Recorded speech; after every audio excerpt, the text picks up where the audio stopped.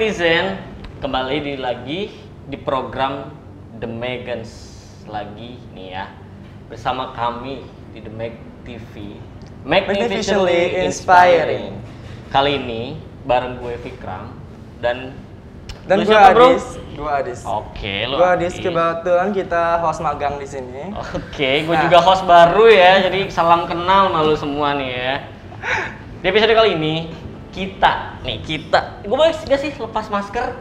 Soalnya gue udah vaksin juga nih, gue udah swab. Gak apa-apa ya, sambil ngobrol ya.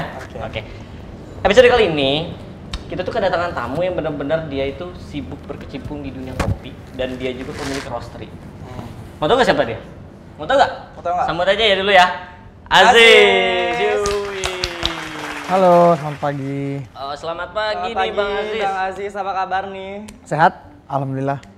Nah, Bang Aziz ini merupakan salah satu pemilik roaster kopi yang ada di Bali. Sebut merek nggak nih? Sebut lah. Kayaknya sih gue tahu sih. Namanya tuh Misibu Roastery. Itu di Canggu Brawo, bro. Nah, betul. Mungkin dari beberapa kalian udah ada yang tahu atau udah pernah denger brand Misibu ini ya. Mungkin Mas Aziz di sini bisa jelasin Misibu itu konsepnya seperti apa, Mas? Baik, siap.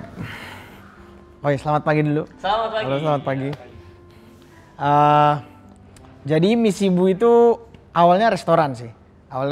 Terus setelah bisnisnya restoran, kita ngeliat tuh ada opportunity lagi kan di bidang supply-nya, terutama kopi. Kebetulan hari itu ya, pas sebelum saya buka roastery-nya, yang main supply kopi belum sebanyak sekarang gitu. Jadi saya ambil opportunity itu untuk buka roastery-nya. Jadi lebih fokusnya ke roastery sih. Ya, malah sekarang restorannya sudah tidak berkelanjutan. Jadi fokusnya di roastery sekarang. Lu gak bisa main kesana, kecuali ke roastery-nya. Gitu. Kenapa gak buka kafe aja lagi? Coba gitu. Gak ada kepikiran gitu buka lagi kan roastery ini udah jalan nih. Mau buka kafe lagi? Udah oke gitu. Oh. Enggak sih, karena keinginannya mau fokus di bidang roasternya. Terus sebenarnya kalau sekarang ada tempat, ada space yang mirip kayak cafe, tapi sebenarnya bukan cafe sih, lebih ke arah showroom sama lab. Oh ya, jadi kayak coffee lab gitu ya? Ya, kayak coffee lab. Jadi di situ orang bisa minum kopi, bisa cobain kopinya, terus juga bisa kayak cupping. Kalau di sana tuh ada cupping, atau mau belajar nyeduh kopi juga bisa. Bisa nge-latte art juga ya di sana. Bisa belajar latte art misalnya. Testing juga bisa. Testing kopi. Ya, testing juga bisa. Cuma kita nggak jualan makanan, jadi cuma ada kopi aja. Pure kopi doang. Yes. Keren. Tempatnya itu ada di mana? Di Canggu. Tadi kan gue udah bilang. Canggu. Sebelah mana ya? Gua kan nggak Brawo. Pantai Brawa. Oh, udah. Dekat Pantai Brawa. Ke arah Vins. Ya. Arah Vins. Tahu? Nanti Ubud nih. Jauh kejauhan. Ke Canggu. Gua gebukin lu. Apa sih bedanya tuh Misibu sama roastery lain? Gue pengen tahu gitu. Kan sekarang ini makin banyak nih roastery yang bersaing gitu. Ya. Makin banyak nih, setiap harinya mungkin ada yang buka roastery baru, ada yang buka roastery yang lainnya gitu. Yang membedakan ya. Kalau dulu di awal tuh kita keluar sedikit lebih nyentrik sih.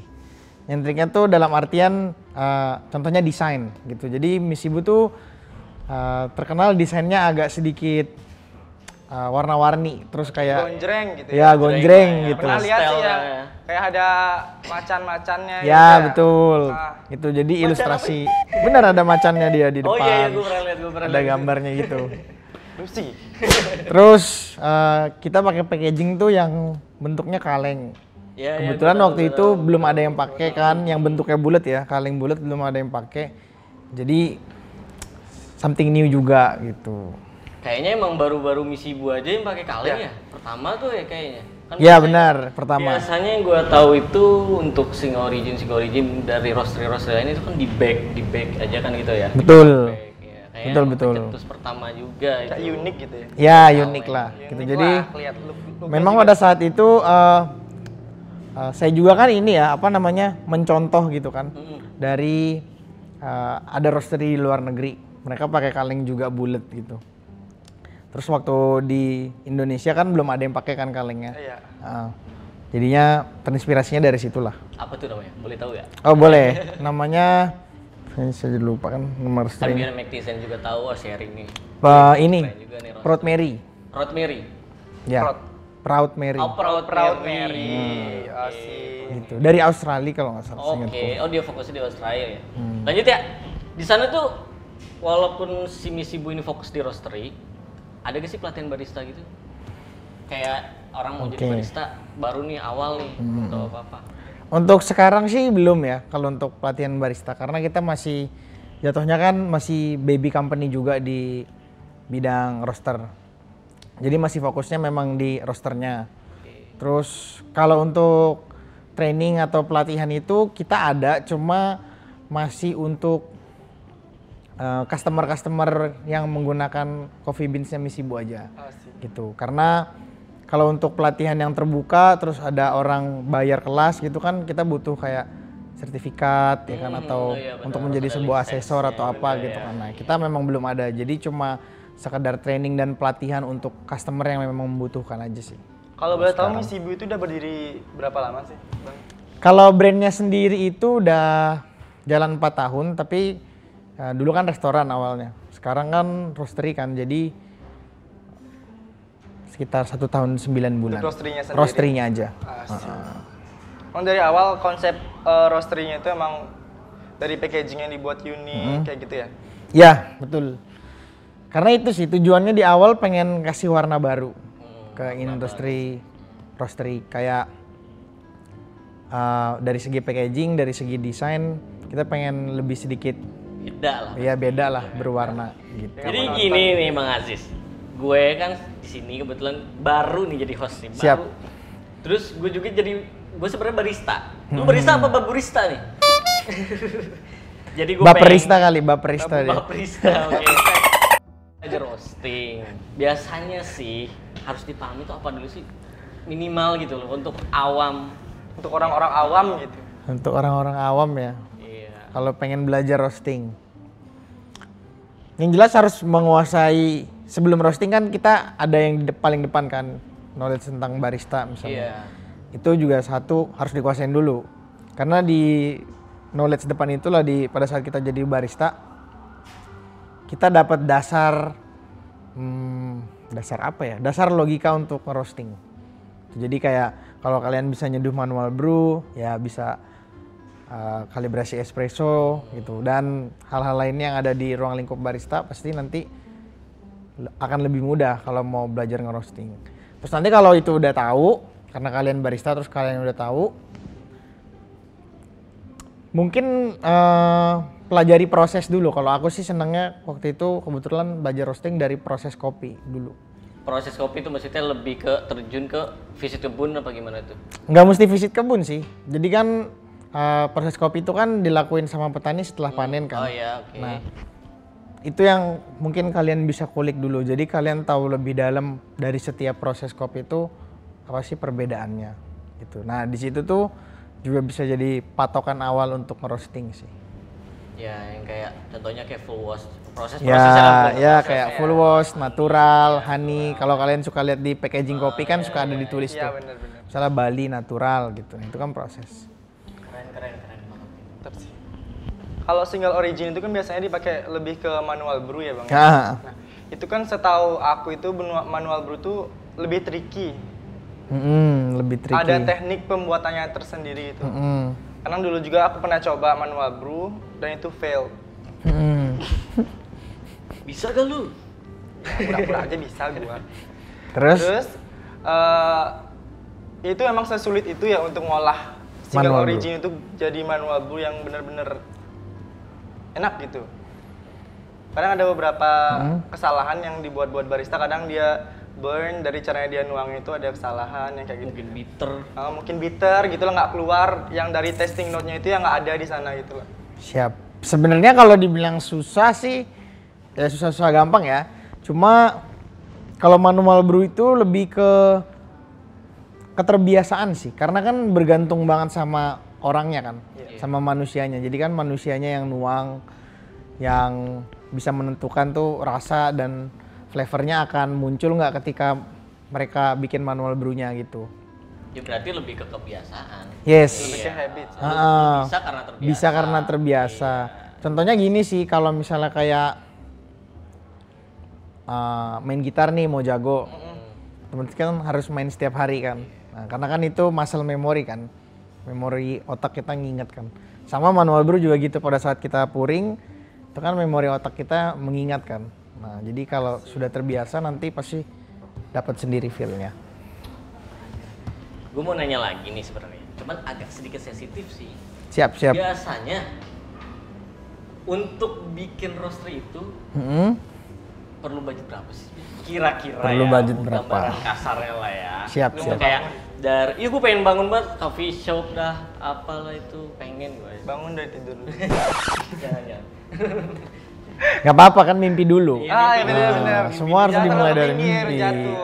Gitu. Sama mesin apa, mesin roasting apa yang paling bagus gitu? Yang ya standar lah, untuk pemula gitu. Sebenarnya kalau mesin tuh bagus atau enggaknya relatif ya. Biasanya kalau aku sih menyesuaikan budget kan. Kalau memang ada dananya berapa, ya mesinnya yang sesuai budgetnya yang dibeli. Terus kalau ditanya modalnya berapa, anggaplah kalau misalnya dibilang sekarang tuh mesin roasting kan udah ada buatan lokal kan, dan bagus-bagus juga buatan lokal. Yang gue tahu tuh William Edison. Ya, William Edison. Terus ada tuh di Jakarta juga ada bagus juga. Jadi mungkin kalau misalnya startnya mau dari mesin 1 kilo buatan lokal itu, mesinnya aja kan bisa didapat paling mahal kayaknya 90-100 jutaan. Oke, itu kapasitas 1 kilo. 1 kilo. Lumayan ya. Paling mahal ya, tapi kalau kayaknya ada sih yang kayak 40, 60 gitu. Itu juga ada. Tapi gue pernah lihat di belanja online. Gue nggak bisa nyebutin juga kan sini. Itu harganya 4 juta loh itu. Itu mesin roasting bagus apa gimana itu? Mungkin yang ditujukan buat rumahan mungkin. Ya bukan industri, bukan industrial, bukan Iya, untuk rumahan. Jadi rumahan ya. kayak kalian pengen ngulik, coba-coba gitu, ngerosting di rumah kan bisa beli mesin yang kayak gitu. Tapi untuk flavornya sendiri pasti beda dong sama Pasti roasting yang benar. pasti beda. Tapi mungkin kalau kalian udah ngerti roasting ya kalian bisa ngakalin juga sih, walaupun dengan mesin yang mungkin tidak terlalu, misalnya tidak terlalu perform gitu. Tapi karena kalian udah ngerti roasting sebenarnya bisa juga diakalin gitu. Lu bikin skill berarti keren. Mantap. Oke. Jadi gini, pandemi ini kan emang benar-benar bikin bisnis semuanya itu down lah ya. Lebih ke hospitality itu Iya benar lu. down ya. Hampir Iya, benar. semuanya sih ya. Iya. Itu mempertahankan bisnis biasanya kayak gimana sih? Gimana? Untuk mempertahankan bisnisnya si roaster ini. Di beberapa Di- tahun yang Apakah sulit ada ini. kehilangan orderan gitu? Di masa pandemi ya? Iya. Oke. Ngomongin di ruang lingkup bisnisnya sebagai supplier aja ya, sebagai supply selama pandemi itu berat sih memang, karena kan seorang supplier ya atau kita pemasok bahan baku tuh sangat bergantung kepada teman-teman yang punya coffee shop gitu. Iya. Ya, sebesar apapun kita nge-push, tetap kita kan bergantungnya sama mereka gitu. Betul. Makanya mereka tuh kita jaga banget di masa pandemi ini, kayak kalau kita bisa bantu apa ya kita bantu gitu. Kalau kita ada kurang apa ya kita juga selalu dengerin gitu. Ada nggak sih yang lucu-lucu? Itu sih salah satu kunci untuk bertahan di masa pandemi. Itu di Salah satunya ya. Kira-kira salah satunya. Kalau penurunannya itu berapa persentase lah kita pakai penurunannya selama masa pandemi ini, pasti ada penurunan dong dari sebelum pandemi. Oh, kebetulan aku tuh kan bukanya pas pandemi kan. Jadi belum pernah merasakan merasakan Soalnya sebelum bisnis pandemi juga sebelum kayak pandemi. udah pernah tahu misi Bu gitu. Ya, Iya, udah ada ya. udah ada. Tapi kita baru start untuk jualan ke Fokuskan gitu ya. untuk start jualan ke coffee shop lain itu pas banget, mungkin 1 bulan atau 2 minggu sebelum pandemi lah. Gitu. Jadi belum pernah belum pernah ngerasain nggak pandemi gitu. Jadi kalau untuk roastery-nya ya. Betul. Berarti dari awal difokusin itu benar-benar survive banget ya. Ya, survive banget. Makanya kayak tadi kan ditanya gimana cara menanggulanginya sih supaya pandemi ini bisa survive. Salah satunya ya itu tadi. Karena kita sangat bergantung sama coffee shop, ya kan, kita nggak bisa nge-push mereka juga kan. Iya benar. Karena yang bisa bikin jualan banyak kan mereka sendiri. Jadi kita ngejagain mereka banget sih, kayak ya kalau mereka butuh apa kita coba bantu gitu. Kalau kita ada kurang apa ya kita selalu dengerin. Salah satunya Lebih itu. ke konsultasi lah ya kita sama Ya. ini. Jadi kayak ibaratnya nggak cuman kayak seorang supplier sama pemilik. Yes, kopi. nggak Kayak cuma kita teman sekedar, aja ya lah benar. Kayak teman aja. Nggak cuma sekedar transaksi jual beli Iya, aja. Ya, bukan transaksi. Benar. Gimana ini Bang, tips buka usaha di masa-masa pandemi ini? Masih banyak nggak sih? Kan di masa-masa pandemi ini kadang kayak kita lihat sekarang ini, coffee shop tuh makin pandemi makin banyak nih. Iya, muncul benar, terus. benar. Iya, Iya Itu nggak? lucu sih, iya. Kayak, kayak Malah makin banyak yang buka. makin iya kayak gaji yang makin naik. kayak sekarang Tahu kan? gimana? Gimana itu Bang? Menanggapi coffee shop yang bermunculan di masa-masa sulit seperti ini gitu. Sebenarnya bagus sih. Bagus dalam artiannya berarti mungkin ya banyak anak muda atau orang-orang yang mulai ingin punya usaha sendiri kan daripada kerja misalnya gitu. Terus kalau dari segi industri kopinya juga berarti membaik dan meningkat karena target pasarnya juga makin luas berarti kan. Sebenarnya gini kan, orang-orang yang pengen buka bisnis itu kan berarti mereka melihat peluang kan. Iya. Peluang yang bisa mereka manfaatkan untuk berbisnis gitu. Berarti kan banyak orang yang melihat peluang bahwa kopi itu ada market share-nya yang cukup luas kan. Pasarnya lagi bagus nih. Pasarnya Berarti, lagi bagus iya, gitu. begitu. Jadi sebenarnya kalau menurutku ya bagus justru semakin banyak yang buka. Tandanya berarti makin banyak orang yang ngopi dan makin banyak orang yang tahu dunia perkopian lah misalkan Makin gitu. kesini makin banyak yang tertarik ya Yes. untuk ke kopi-kopian gitu. Mm, Yang benar. mungkin kedepannya bisa jadi kayak kebutuhan pokok yang primer malah jadinya. Ya, kan, soalnya kopi. kalau menurutku sih Soalnya kopi kan sekunder kan ya. soalnya kalau menurutku sih udah satu ya, kalau di Indonesia tuh kopi tuh udah pasti lifestyle kan. Lifestyle. Ya dari nongkrongnya, terus kumpul-kumpul sama temen-temennya. Terus kedua, kalau menurutku selain itu lifestyle, ada juga yang udah jadi adiksi kayak rokok, kopi itu. Emang bener-bener udah Ya, edik contohnya kan pasti banyak bapak-bapak, kalau kita kan dulu taunya pasti bapak-bapak tuh ngopi. Itu kan sebuah adiksi kan. Dia edik dengan kopi. Ya kayak saya nih udah pasti edik, nggak bisa nggak ngopi sehari gitu kan. Kayak sekarang udah semua kayak semua umur dan semua kalangan Semua tuh umur udah ngopi gitu. Kalau boleh tahu tiap hari itu ada aja nggak sih Bang yang roastery ngeroasting kopi di sana? Oh ada, Coffee ada. shopnya gitu ya. Ada. Tanya tadi. Ada. Berapa sih di Bali? Coffee shopnya yang udah Terus sehari itu ada aja satu atau dua coffee shop baru yang muncul terus coba ngeroasting gitu. Gue pernah denger ya dari temen gue yang emang juga dia di bidang kopi. Itu tuh dia bilang coffee shop itu di Bali ya, khususnya cuma di Bali aja, kita hitungannya di Bali ya. Itu tiap 15 menit aja udah ada coffee shop yang baru. Bayangin coba. Itu Iya gimana? benar. Kayak inilah kayak Indomaret, Kayak Alfamart Indomaret aja kan. jadinya di Bali. Dia sekarang. Itu cuma di Narkis Bali aja. Ada banyak banget lah nama-nama. Itu baru di Bali ya? Itu baru di Bali. Baru di Bali. Benar-benar. Jadi gimana tuh, Bang? Tadi Ada gimana? berapa lama? Ada berapa Ada banyak? berapa Sorry, ada banyak? berapa lama? Coffee shop yang di handle Misibu gitu. Iya. Oh. Bali only mungkin sekitar 200-an lebih lah ya. Sekitar Yang 200. udah Tapi 200-an ada lebih. juga di seluruh Indonesia. Ada. Kita di Jakarta kebetulan karena saya biasanya Jakarta kan aslinya. Dari kecil di Jakarta. Jadi dulu start awal bisa jualannya tuh di Jakarta sebelum di Bali. Start awal Misibo apa gimana tuh? Iya, jadi kan buka Misibunya di Bali, tapi nggak punya customer di sini. Oh iya, jadi ini hari Customernya di Jakarta. Awalnya gitu. Karena kan saya kerja di kopi kan lumayan lama nih, terus di Jakarta lamanya. Jadi jualannya ke Jakarta. Awal-awal. Sama kebetulan kan Misibu kan kita kan partneran kan. Maksudnya saya nggak sendiri gitu. Oh ada partner. Ada partnernya. Ada partnerku tuh dari Medan. Jadi dulu karena dia dari Medan, saya dari Jakarta, kita jualannya ke Medan sama ke Jakarta. Di Bali tuh nggak punya customer awalnya. Bisa dipanggil juga partnernya. Harusnya dua sih sebenarnya. Gitu. Pemegang sahamnya semua. Iya. 2 orang nih pemegang saham. Ada 3. Ada 3 orang ya. Orang bertiga. Indo semua. Indonesia Oh, semua. Indo semua. Siapa Gitu. tahu. Iya kan. Bule-bulean.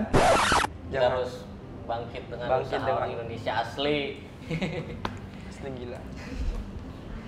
Oh iya, waktu pandemi kan banyak banget tuh orang-orang yang emang ngikutin pasar ya, emang kayak tahu kan yang lagi booming dalgona. Dalgona. Ada gak sih dari si Misi Bu Roastery ini ngikutin pasar itu bukan tips dari minumannya ya, tapi bisnisnya. Oh. Alhamdulillah sejauh ini enggak sih. Enggak ya.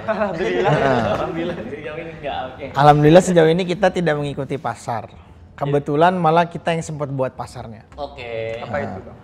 Jadi alhamdulillah beberapa kali saya bikin produk, desain, terus bikin sebuah edisi dan ternyata pasarnya mengikuti Oke. kita gitu. Banyak yang Sebenarnya bukannya ini sekedar tips aja sih dari aku ya. Bukannya sombong atau gimana gitu, sekedar. apa-apa. Nah, sombong boleh ya dikit nggak ya. apa-apa. Silakan di sini emang khusus buat sombong gitu. Ini orang-orangnya agak sombong semua. Sekedar tips aja. Sebenarnya kan kebetulan aku tuh apa ya, expertnya di marketing lah. Oh, marketing. Marketing and branding gitu. Mantap. Sales lah kan ibaratnya gitu. Terus paling bagus itu sebenarnya kalau kita punya brand atau sebuah usaha itu pasti kita yang bikin tren. Itu udah pasti kan. Sudah pasti. Nanti pasti market atau pasar yang lain mengikuti tren kita. Atau tren kita dikembangkan sama orang lain gitu. Kan itu berarti bagus. Belum tentu jelek lah ya gitu. Kayak misalnya ada orang yang terinspirasi, kayak saya nih kan terinspirasi dari Proud Mary yang tadi dibilang. Ya. Tapi kan saya tidak meniru kan gitu. Saya hanya terinspirasi, ada satu variabelnya Proud Mary yang saya ambil kan gitu. Berarti kan Proud Mary menciptakan sebuah tren. Nah, itu yang saya lakuin sekarang. Kayak bagaimana caranya setiap saya membuat sesuatu itu bisa jadi sebuah tren. Berbeda lah ya. Yes. Tapi itu walaupun yang saya buat itu bukan sesuatu yang baru, hanya sebuah inovasi atau pengembangan ya. Karena memang kalau di zaman sekarang itu sangat sulit nemuin sesuatu yang baru ya nggak gitu. Susah kan nemuin, misalnya anggaplah kalian perusahaan lampu, kalian nemuin lampu yang bisa nyala dari air. Susah kan? Susah. Tapi nanti pasti bakalan ada sih. Nah kan tapi kan susah kan, ibaratnya kan kayak gitu. Sama di kopi juga gitu, kita perusahaan roastery terus mau ngeluarin sesuatu yang baru terus tuh pasti susah. Makanya kan ada yang namanya inovasi ya kan. Cuma sekedar pengembangan aja gitu. Misalnya ada, memang idenya ide lama tapi kita kembangin lagi ya. dikemas dengan sesuatu yang baru kayak gitu. Nah tujuannya tuh tadi saya bilang gitu supaya teman-teman juga bisa terinspirasi lah, kayak bikin sesuatu entah itu bisnisnya apapun ya, mau clothingan, mau makanan gitu kan, atau properti. Pasti ada satu variabel yang bisa kita inovasi dan jadinya bisa menjadi sebuah tren. Tapi kalau untuk si Misi Bu Roaster ini, itu full beans-nya dari Indonesia sendiri? Apa emang ada dari luar negeri? Pas banget kan? Kalau Bisa kita baca memang arti paling banyak jualannya kopi Indonesia. lebih pure, maksudnya Ada kopi luar itu cuma 2 aja. Itu juga karena apa ya? Beberapa market yang ada di Canggu ada yang kepengen punya kopi luar. Misalnya ownernya orang luar nih, ya dia kepengen ada kopi luar negerinya gitu. Tapi memang kalau fokusnya 90% penjualannya kita tuh kopi Indonesia. Kalau boleh tahu dari mana aja itu? Paling besar tuh Yang paling besar pemegang aset pertanian kopi di Indonesia itu. Yang kerjasama sama Misi Bu. Bali. Bali ya? Ya kita paling Kintamani. banyak jual kopinya Bali. Kintamani. Toraja gitu ada juga ya. Toraja kita juga ada, terus kayak Sumatera juga kita ada. next mau nyoba produk lain gak sih selain kopi? Nah, teh, kan sekarang juga ada kan specialty nih, kita lagi ada booming juga nih tahun-tahun sekarang specialty. Belum sih, Juga. belum. Masih pengen fokusnya di kopi aja. Mungkin nanti pengembangan berikutnya kepengennya sih lebih ngelengkapin mungkin kayak training gitu. Itu masih plan aja sih. Cuma masih tetap pengen fokusnya sekarang di supply-nya aja dulu. Di supply dulu ya. Ya. Mantap sih itu. Ada lu mau ngobrol lagi apa gimana? Mumpung masih ada di sini. Gimana? Mumpung masih ada di sini. Bapak Ngobrol apa lagi kita? apa ya? Apa kira-kira? Biasanya ada nggak sih masukan buat barista gitu, roastery, orang-orang owner kopi gitu, Oh. netizen nih yang pengen bener-bener pengen buka Siap. Kadang-kadang kan kedai ini kopi. banyak nih owner, dia tuh nggak paham bener sama kopi, nggak paham betul kopi kan. Tapi dia suka ngopi. Tapi dia suka ngopi dan dia buat usaha kopi tanpa dia tahu dan paham lah tentang kopi itu gimana. Nggak masalah. Iya kan banyak kan. Nggak masalah kok karena maksudnya apapun usahanya selama kita suka kan is okay kan. Iya. Tapi minimal suka dan tahu lah. Jangan sampai yang benar-benar abu-abu gitu kan kalau punya usaha. Yang bertabrakan gitu. Kadang Betul. banyak kan orang cuma ngikutin tren doang. Ini nih coffee shop lagi booming ikut padahal dia nggak ngerti kopi sama sekali gitu. Pasti ada ya. Pasti banyak gitu banget. ya. Pasti ada. Ada sih, memang ada. Cuma biasanya mungkin Cepat atau lambat gitu ya. enggak sih. Mungkin baiknya kalau yang seperti itu punya partner yang benar-benar mengerti kan. Oh iya sih. Gitu. Nah, jadi punya orang kepercayaan yang benar-benar kayak ngerti sama bisnis yang dia bikin. Gitu. Juga ini pembahasannya hari ini. Pro banget ya. Seru banget. Pro banget. Terus tadi apa tips buat apa barista dan Lebih Betul. barista, boleh nih kalau satu-satu juga. Barista, Ah. roaster, pemilik kedai kopinya sendiri itu. tips ya? Kalau tips buat barista kebetulan saya dari barista dulu awalnya. Iya. Dulu. Ya, Berapa lama bang? saya jadi barista tuh kurang lebih 3 tahun. Oh lumayan. 3 tahun. Start from zero juga kok. Maksudnya bukan dari modal yang banyak juga, enggak. Terus setelah jadi barista 3 tahun, saya bisa upscale jadi sales dulu. Karena sales tuh uangnya lebih banyak dari barista. Iya. Gitu. Pasti. Karena kita jualannya kan bonus. betul. Ya kan? Mungkin gaji nggak besar tapi bonus kita gede. Bonusnya ya. Kebetulan dulu saya sales mesin lah. Sales mesin kopi di salah satu brand ternama di Indonesia lah, tentang brand ternama kopi ya. Kopi. Disitulah saya banyak belajar gitu tentang bisnis, tentang ilmu dagang, gitu. Terus tentang bagaimana sih owner brand itu bisa keep up sama tren gitu. Itu yang saya lihat gitu, saya pelajarin, saya kulik dari owner perusahaan tersebut gitu. Terus kalau misalnya barista, pasti kan banyak barista yang gue pengen punya coffee shop sendiri gitu. Pastinya. Gue juga pengen punya kedai sendiri misalnya. Dulu saya juga pernah punya coffee shop sendiri juga, pernah punya kedai tapi Tahun bangkrut. berapa itu kira-kira? 2000 berapa ya itu? 18 kayaknya ya. 17 18 lah. Di Bali. Tapi. Oh enggak, di Jakarta. Oh, di Jakarta. Bangkrut tapi. Bangkrut. Tuh bangkrut. Ya next pasti bisa buat lagi. Gitu. Ini udah buka. Iya, ini roastery-nya tapi coffee shop-nya. Ya mungkin. Nggak ada binnya nggak bisa buat coffee shop. Iya sih benar. Apa ini jual? The most important. Iya sih benar. Gitu. Jadi kalau dulu tuh motivasinya pas jadi barista perbanyak relasi. Rekan. Yes. Iya. Awalnya itu dulu kalau waktu jadi barista. Terus selalu ramah sama customer karena di aset, yes. Di bar itu bahkan kalau misalnya ada seorang presiden di depan bar ya dia cuma seorang customer. Iya. Betul. Nah, kamu bisa ngomong tuh ya seperti layaknya customer dan barista, santai gitu kan. Atau misalnya gini deh, pasti kan sering kan ketemu mungkin sama lagi ngobrol santai, tahu-tahu nggak taunya dia dokter gitu misalnya. Ternyata dia naik apa misalnya naik Porsche atau naik Ferrari gitu.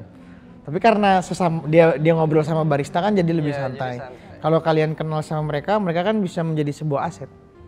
Ya entah kalian mau misalnya mau jadi sekedar temenan aja atau kalian cuma sekedar kenal aja atau misalnya kalian bisa belajar sesuatu dari dia, misalnya dia punya ilmu apa gitu kan, atau ternyata bisa dekat terus jadi investor. Iya benar-benar. Yes. Kalau waktu jadi barista tuh seperti itu. Nah, perbanyak kenalan sama knowledge. Oke, siap. Oke, final ini ya. Karena udah jam nih. Final kita udah di akhir acara, nggak kerasa nih. Dan jangan lupa untuk apa? Untuk baca coba. Nah, gimana sih jadi host baru ini? Ulangi lagi ah. Ya, kayaknya kurang banget. Parah sih, masih banyak obrolan yang pengen gue tanya-tanya padahal. Baru mau klimaks nih. Banget. Kurang. Next Lu aja sih. Next aja. Harusnya nih. Aduh, jangan salahin gue. Masih panjang. Gue harus kerja, cuy. Oh iya benar. Ya kerja dulu besok nggak keluar gaji lu. Iya. Dan mau deket nih akhir bulan, kerja yang jelas. Tunggu part 2 aja kali ya. Kita Iya. beri part 2 ya. Bisa ya? Iya. Part 2 ya? Bisa ya? Oke. Part 2 ya. Part 2 ya. See you. Bye.